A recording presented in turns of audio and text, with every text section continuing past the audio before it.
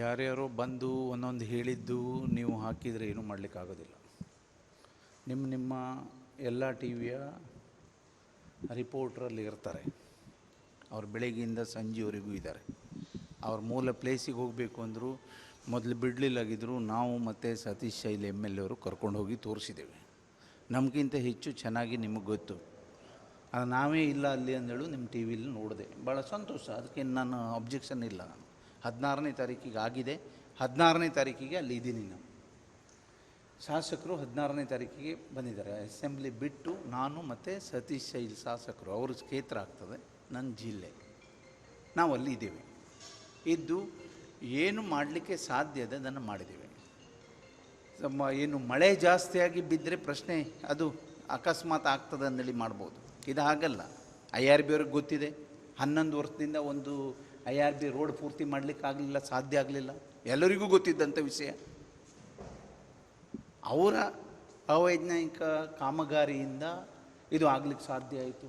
Central team ಬಂದು ಹೇಳೋಗಿದೆ ಇಲ್ಲಿ ಬೀಳ್ತದೆ, ಇಲ್ಲೇ ಬೀಳ್ತದೆ ಅಂದೇಳಿ ಹೇಳಿದರೂ ಅವರು ಏನು ಕ್ಯಾರ್ ತಗೊಳ್ಳಿಲ್ಲ. 11 ವರ್ಷದಿಂದ ಪೂರ್ತಿ ಆಗಲಿಲ್ಲ, 5 ವರ್ಷದಿಂದ ದುಡ್ಡು ವಸೂಲಿ ಮಾಡ್ತಾಯಿದ್ದಾರೆ. ಅದು ಬಿಟ್ಟರೆ ಬೇರೆ ಯಾರು ಏನೂ ಮಾತಾಡೋದಿಲ್ಲ. ಸತ್ತೋಗಿದ್ದಾರೆ ಪಾಪ ಯಾರ್ಯಾರು ಬೇರೆ ಬೇರೆ ರಾಜ್ಯದವರು, ಅವ್ರ ಬಗ್ಗೆ ಮಾತಾಡೋರು ಯಾರೂ ಇಲ್ಲ. ನಾವು ನ್ಯಾಯವಾಗಿ ಅವರಿಗೆ 16ಕ್ಕೆ ಅಲ್ಲಿದ್ದೀನಿ, 17ಕ್ಕೆ ಇಡೀ ದಿವಸ ಅಲ್ಲಿದ್ದೀನಿ. ಏನೇನು ಮಾಡಬೇಕು ನೇವಿಯವ್ರ ಹತ್ರ ಹೋಗಿ ಮೀಟಿಂಗ್ ಮಾಡಿ ಅಲ್ಲಿ ಪ್ರಾಬ್ಲಮ್ ಇತ್ತು ಅದು ಮುಗಿಸಿ ಅವರಿಂದ ಮತ್ತೆ ಹೆಲ್ಪ್ ತಗೊಂಡು ಜಿಲ್ಲಾಡಳಿತ SP CO ಎಲ್ಲ ಟೀಮ್ ಮಾಡಿ ಏನು ಮಾಡಿದರೆ ಸರಿ ಆಗ್ತದೆ. IRB ಅವ್ರ ಹತ್ರ ಒಂದು ಇಟಾಚಿ ಶಾ ಇಲ್ಲ ಅವ್ರ ಯೋಗ್ಯತೆಗೆ. ಅದನ್ನು ನಾವು ಬೇರೆ ಬೇರೆ ಕುಂದಾಪುರದಿಂದ ತರಿಸಿದ್ದೇವೆ, ಕಾರವಾರದಿಂದ ತರಿಸಿದ್ದೇವೆ, ಬೇರೆ ಬೇರೆ ಕಡೆಯಿಂದ ತರಿಸಿ ಮಾಡಿದ್ವಿ. ಅದು ಆಗಬಾರ್ದಾಯಿತು. ಮತ್ತು ಯೋಚನೆ ಮಾಡಿದಷ್ಟು ಅಷ್ಟು ದೊಡ್ಡ ಗುಡ್ಡ ಬಿತ್ತು. ಮತ್ತು ಒಂದೇ ಥರ ಮಳೆ ಬೀಳ್ತಾ ಇದೆ, ಒಂದೇ ಸಮನೆ ಬೀಳ್ತಾ ಇದೆ. ಈಗೂ ಲಾರಿ ಏನು ಹೊಳಿಲಿದೆ ಅಂದೇಳಿ ಗೊತ್ತಾಗಿದೆ. ಅದನ್ನು ನೋಡ್ಲಿಕ್ಕೆ ಹೋಗ್ಲಿಕ್ಕೂ ಆಗೋದಿಲ್ಲ, ಅಷ್ಟು ಫಾಸ್ಟ್ ಇದೆ ನೀರು. ಮತ್ತು ಹೋದವರಿಗೂ ಏನಾದರೂ ಪ್ರಾಬ್ಲಮ್ ಆಗುವಂಥ ಇದಿದೆ. ಹಾಗಾಗಿ ನೀವು ಇರ್ಬೋದು, ಕೋಸ್ಟ್ ಗಾರ್ಡ್ ಇರ್ಬೋದು, ಎಲ್ಲ ಪ್ರಯತ್ನ ಮಾಡ್ತಾಯಿದ್ದಾರೆ. ನಾನು ವಿನಂತಿ ಮಾಡ್ಕೊತೀನಿ, ರಾಜಕಾರಣ ಮಾಡಬೇಡಿ. ಅವ್ರ ಕುಟುಂಬಕ್ಕೆ ಏನು ಸಹಾಯ ಮಾಡಲಿಕ್ಕಾಗ್ತದೆ, ಅವರಿಗೇನು ಸಹಾಯ ಮಾಡಲಿಕ್ಕಾಗ್ತದೆ. ಅಲ್ಲಿ 6 ಜನ ಸತ್ತೋಗಿದ್ದಾರೆ. ಟೋಟಲಿ ಎಷ್ಟು ಅಂದೇಳಿ ಇವತ್ತಿಗೂ ಕರೆಕ್ಟಾಗಿ ಯಾರಿಗೂ ಗೊತ್ತಿಲ್ಲ. ಸುಮ್ಮನೆ ಬಾಯಿಗೆ ಬಂದಂಗೆ ಒಬ್ಬೊಬ್ಬರು ಒಂದೊಂದು ಮಾತಾಡ್ತಾ ಇರೋದು ಸರಿಯಲ್ಲ.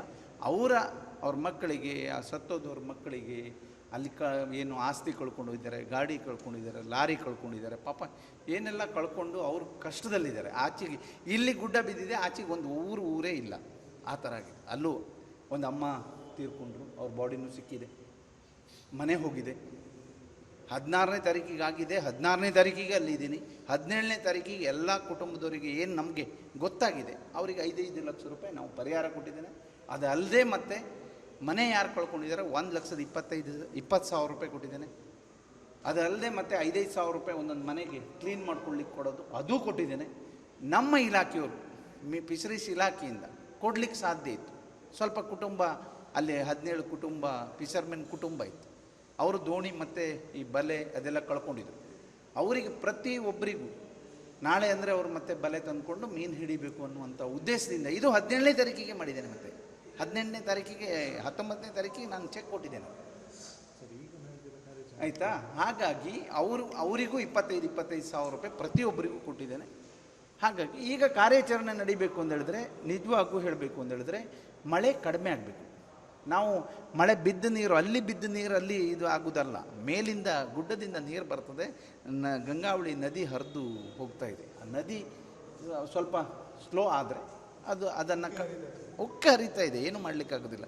ಲಾರಿವರೆಗೂ ಇವತ್ತು ನೋಡಿದಾಗೆ ಮುಂದ್ಗಡೆ ಪಾರ್ಟ್ಸ್ ಬೇರೆ, ಹಿಂದ್ಗಡೆ ಪಾರ್ಟ್ಸ್ ಬೇರೆ ಆಗಿದೆ.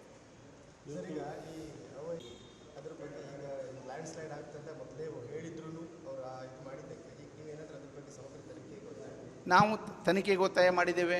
ಅವ್ರ ಮೇಲೆ IRB ಅವ್ರ ಮೇಲೆ FIR ಮಾಡಿದ್ದೇವೆ. ಫಾರೆಸ್ಟ್ ಇಲಾಖೆಯವ್ರು ಮತ್ತೆ FIR ಮಾಡಿದ್ದಾರೆ. ಅವ್ರದ್ದು ಲ್ಯಾಂಡ್ ಇದೆ, ಅವರು ಮತ್ತೆ FIR ಮಾಡಿದ್ದಾರೆ. ಏನೇ ಮಾಡಿದರೂ ಇದು ಏನು ಮೂಲ ಇದೆಯಲ್ಲ IRB ಮೂಲ BJP, ಅವರು ಅದನ್ನು ಹೊರತುಪಡಿಸಿ ರಾಜಕಾರಣ ಮಾಡ್ತಾಯಿದ್ದಾರೆ. ಅದನ್ನು ಮೊದಲು ಸರಿ ಮಾಡಲಿ. ಯಾಕೆಂದರೆ 5 ವರ್ಷದಿಂದ ಎಷ್ಟು ಜನ ಸತ್ತಿದ್ದಾರೆ, 11 ವರ್ಷದಿಂದ 1000 ಗಟ್ಟಲೆ ಜನ ಸತ್ತಿದ್ದಾರೆ. ಯಾರೂ ಮಾತಾಡೋರಿಲ್ಲ. ನಾವೇನು ಯಾರಿಗೆ ಇದು ಮಾಡೋದಿಲ್ಲ. IRB ನೇರ ಹೊಣೆಗಾರರು, ಸೆಂಟ್ರಲ್ ಗೌರ್ಮೆಂಟ್ ನೇರ ಹೊಣೆಗಾರರು. ಸೆಂಟ್ರಲ್ ಗೌರ್ಮೆಂಟ್ ಅದು NHI ಸೆಂಟ್ರಲ್ ಗೌರ್ಮೆಂಟಿಗೆ ಬರ್ತದೆ. ಎಲ್ಲರಿಗೂ ಗೊತ್ತಿದೆ, BJPದೇ ಕಂಪನಿಯಲ್ಲಿ ಗೊತ್ತಿಲ್ಲ ಅದು ದೇವರಿಗೆ. ಹೌದು, ಕೇಂದ್ರ ಸರ್ಕಾರ ನಾವು ನೋಡಿ ದಯವಿಟ್ಟು ನಿಮ್ಮಲ್ಲಿ ವಿನಂತಿ ಮಾಡಿಕೊಡ್ತೇನೆ. ನಾವು ಏನು ಮಾಡಬೇಕು ಮಾನವೀಯತೆ ದೃಷ್ಟಿಯಿಂದ, ನಮ್ಮ ಸರ್ಕಾರ ಏನು ಮಾಡಬೇಕು. ನಮ್ಮ ಮುಖ್ಯಮಂತ್ರಿಗಳು ಬಂದರು ಪಾಪ, ಒಂದು ದಿವಸ ಇಡೀ ದಿವಸ ಅಲ್ಲಿ ಉಳಿದು, ಸನ್ಮಾನ್ಯ ಸಿದ್ದರಾಮಯ್ಯ ಸಾಹೇಬ್ ಮತ್ತು ಇವ್ರು ಬಂದರು, ರೆವಿನ್ಯೂ ಮಿನಿಸ್ಟ್ರು 2 ದಿನ ಉಳಿದ್ರು ಅಲ್ಲಿ, ಕೃಷ್ಣ ಬೈರೇಗೌಡರು. ನಾವು ಏನು ಮಾಡಬೇಕು ಮಾಡ್ತಾಯಿದ್ದೀವಿ. ನಾವು ರಾಜಕಾರಣ ಮಾಡೋದಿಲ್ಲ, ನಾವು ಅವ್ರ ಪಾಪದವರಿಗೆ ಏನು ಸಹಾಯ ಸಹಕಾರ ಮಾಡಲಿಕ್ಕಾಗ್ತದೆ, ಮತ್ತು ಇನ್ನು ಆಗದೇ ಇದ್ದಂಗೆ ಏನು ಮಾಡಲಿಕ್ಕೆ ಸಾಧ್ಯ ಇದೆ ನಮ್ಮಿಂದ, ಅದು ಮಾಡ್ತಾಯಿದ್ದೇವೆ. ನಾವು ಸಂಸದರ ಬಗ್ಗೆ ಮಾತಾಡೋದು ಬೇಕಾದಷ್ಟು ಮಾತಾಡ್ಬೋದು. ಅವರು ಅದೇ ಜಿಲ್ಲೆಯವರು, ಮೊದಲೇ ಶಾಸಕರಾಗಿದ್ದವರು, ಮಂತ್ರಿ ಆಗಿದ್ದವರು 30 ವರ್ಷ, ಅದರಲ್ಲೂ ಅದೇ ತಾಲೂಕಲ್ಲೂ 15 ವರ್ಷ ಶಾಸಕರಾಗಿದ್ದವರು. NHI IRB ಯಾರಿಗೆ ಬರ್ತದೆ ಅಂದೇಳಿ ಅವ್ರಿಗೆ ಗೊತ್ತಿಲ್ವಾ? ಇಷ್ಟು ಜನ ಸಾಯ್ತಾ ಇದ್ದಾರೆ, ಅವ್ರಿಗೆ ಗೊತ್ತಿಲ್ವಾ? ಅವ್ರು ನೋಡಬೇಕಲ್ಲ, ಅವ್ರಿಗೆ ಅದೇನು ಸಂಬಂಧ ಇಲ್ಲ. BJPಯವರು ಯಾರು ಸಾಯ್ತಾರೆ ನೋಡ್ತಾ ಇರ್ತಾರೆ, ಅದ್ರ ಮೇಲೆ ರಾಜಕಾರಣ. ಅದು ಮಾಡಬಾರ್ದು, ಅದು ತಪ್ಪು, ಅದು ಒಳ್ಳೆಯದಲ್ಲ, ಅದು ಭಾಳ ದಿನ ನಡೆಯೋದು ಇಲ್ಲ. ಅವ್ರ ಕಷ್ಟಕ್ಕೆ ನಾವು ಸ್ಪಂದಿಸ್ಲಿಕ್ಕೆ ನಾವು ಇರ್ಬೋದು, ನಮಗೂ ಮಾನವೀಯತೆ ಇರಬೇಕು. ಅದು ಬಿಟ್ಕೊಂಡು ಏನು ಸೌದ ಮೇಲೆ ರಾಜಕಾರಣ ಮಾಡೋದು ಅದು ಭಾಳ ದಿನ ನಡೆಯೋದಿಲ್ಲ, ಇದು ಒಳ್ಳೆಯದಲ್ಲ. ಈಗ ಈ ಅಪಾಯಕಾರಿ ಸರಕುಗಳನ್ನು ತೊಗೊಂಡು ಹೋಗ್ತದೆ ಕಾರ್ಪೊರೇಷನ್. ಈಗ ನಮ್ಮ ಕೋಸ್ಟಿಗೆ ಎಂಟ್ರಿ ಆಗಿದೆ, ಇಲ್ಲಿಂದ 40 ನಟಕದಲ್ಲಿ ಇದೆ. ಯಾಕಂದರೆ ಒಂದು ವೇಳೆ ಅದು ಲೀಕೇಜ್ ಆದರೆ ಕರಾವಳಿ ಭಾಗಕ್ಕೆ ತುಂಬ ಅಪಾಯ ಅಂತ ಹೇಳಲಾಗ್ತದೆ. ಅದಕ್ಕೆ ಏನು ಈಗ ನಮಗೂ ಗೊತ್ತಾಗಿದೆ, ಮತ್ತು ಸರ್ಕಾರ ನಾವು ತಿಳಿಸಿದ್ದೇವೆ. ಆಗಿಂದಾಗೆ ಕೋಸ್ಟಲ್ ಗಾರ್ಡ್ ಹೋಗಿ ಅದನ್ನು ಅಟೆಂಡ್ ಮಾಡಿದ್ದಾರೆ. ಏನೂ ತೊಂದರೆ ಆಗದೇ ಇದ್ದ ಹಾಗೆ ನೋಡ್ಕೊಳ್ತಾ ಇದ್ದಾರೆ. ಆಗಲಿಕ್ಕಿಲ್ಲ ಅನ್ನೋದು ನನ್ನ ಅಭಿಪ್ರಾಯ. ಅಷ್ಟು ಬೇಗ ಗೊತ್ತಾದ್ರಿಂದ, ಮತ್ತು ಅಷ್ಟು ಬೇಗ ಹೋಗಲಿಕ್ಕೂ ಸಾಧ್ಯ ಆಗಲಿಲ್ಲ, ಸ್ವಲ್ಪ ಕಷ್ಟ ಆಯಿತು. ಆದರೂ ಹೋಗಿ ಅಟೆಂಡ್ ಮಾಡಿ ಈಗ ಎಲ್ಲ ಬೆಂಕಿ ನಿಲ್ಲಿಸಿದ್ದಾರೆ. ಮತ್ತು ಮುಂದೆ ಏನೂ ಆಗಲಿಕ್ಕಿಲ್ಲ ಅಂದೇಳಿ ನನಗೆ ಬಂದಂಥ ರಿಪೋರ್ಟು. ಮತ್ತು ಪೂರ್ತಿ ಬಂಧುವಿನ ಏನಾದರೂ ಹೇಳೋದು ಸರಿಯಲ್ಲ ಅಂದೇಳಿ ನನ್ನ ಅನಿಸಿಕೆ. ಈಗ ಮಂಗಳೂರು ಗುಳಾಯಿ ಶಿರಿಸಿ ಒಂದು ಜಟ್ಟಿ ನಿರ್ಮಾಣ ಮಾಡ್ತಾ ಇದ್ದಾರೆ, ಅದು ಅವೈಜ್ಞಾನಿಕವಾಗಿ. ಅದಕ್ಕೆ ನಾನು ಇವತ್ತೇ ಅದೇ ನೋಡಲಿಕ್ಕೆ ಬಂದಿದ್ದೇನೆ. ಇಲ್ಲಿ ಫಿಶರೀಸ್ ಕಾಲೇಜಲ್ಲಿ ಒಂದು ಕಾರ್ಯಕ್ರಮ ಇದೆ, ನಾನು ಅಲ್ಲಿ 3 ಗಂಟೆಗೆ ಅಲ್ಲಿ ಹೋಗ್ತಾ ಇದ್ದೇನೆ. ಅವರಿಗೂ ಇಂಜಿನಿಯರಿಗೆಲ್ಲ ಬರಲಿಕ್ಕೆ ಹೇಳಿದೆ. ಅಲ್ಲಿ ಊರಿನವರು ಗಲಾಟೆ ಮಾಡಿದರು, ಬಂದು ಮನವಿ ಕೊಟ್ಟಿದ್ದರು. ಅದಲ್ಲದೆ ಮತ್ತೆ ಪುನಃ ಇವರು ಯಾರು ನಮ್ಮ ಅಲ್ಲಿಯ ಶಾಸಕರು ಅವರು ಹೇಳ್ತಾಯಿದ್ರು ಈಗೀಗ ಆಗಿದೆ ಅಂದೇಳಿ. ನಮ್ಮ ಇಂಜಿನಿಯರಿಂಗ್ ಟೀಮ್ ಕಳಿಸಿ, ನಮ್ಮ ಇಲಾಖೆ ಕಳಿಸಿ ಪರಿಶೀಲನೆ ಮಾಡಿದ್ದೇನೆ. ನಾನು ಹೋಗಿ ನೋಡಿ ಅದ್ರ ಬಗ್ಗೆ ಏನು ಮಾಡಲಿಕ್ಕೆ ಸಾಧ್ಯ ಇದೆ, ಅಲ್ಲಿಯ ಮೀನುಗಾರರಿಗೆ ನ್ಯಾಯ ಕೊಡಲಿಕ್ಕೆ ನಾನು ರೆಡಿ ಇದ್ದೀನಿ.